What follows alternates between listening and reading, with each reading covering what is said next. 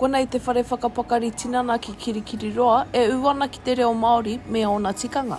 2022, ki au nei e piki ana ai ki te akunga e te reo Māori. Hey, I'm wanting to learn and whānau in the same waka as me. So my biggest thing is making a safe space with our kupu around the whare.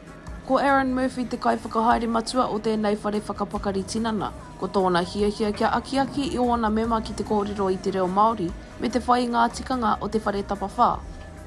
Teachings will be more example ki au nei. So living the best way that we can, encompassing all whare tapawhā. Tinana, hinenaro, wairua, whānau and rima, whenua. So we try and encompass that and teaching that throughout I roto te whare. I think the biggest thing is being able to help whānau go through that transformation.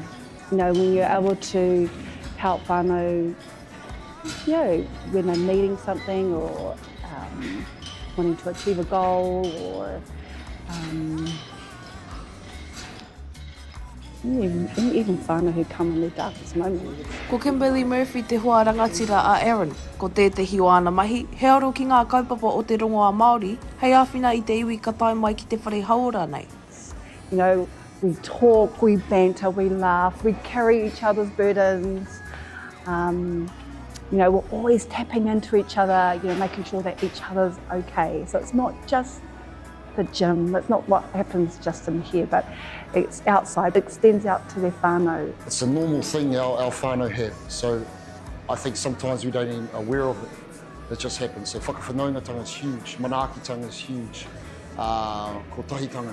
Ko te tuapapa o tēnei whare e kia nei ko Hauora Tangata, ko te haura o te tangata tuatahi ake, tuarua ko ngā mātāpono o te reo Māori, me te ao Māori anō hoki. I think there's a lot of people like us who weren't brought up in it, but they had the desire. They've got it within them to learn. So we really want to implement reo classes in this space. And whānau, if we get it wrong, ka pai, haere tonu, I prakati I ngā wā katoa. So yeah, that's our whakaaro.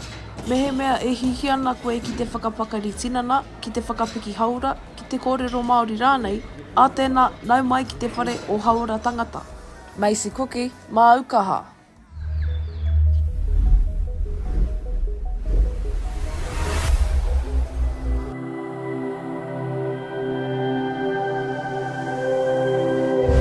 Ko te reo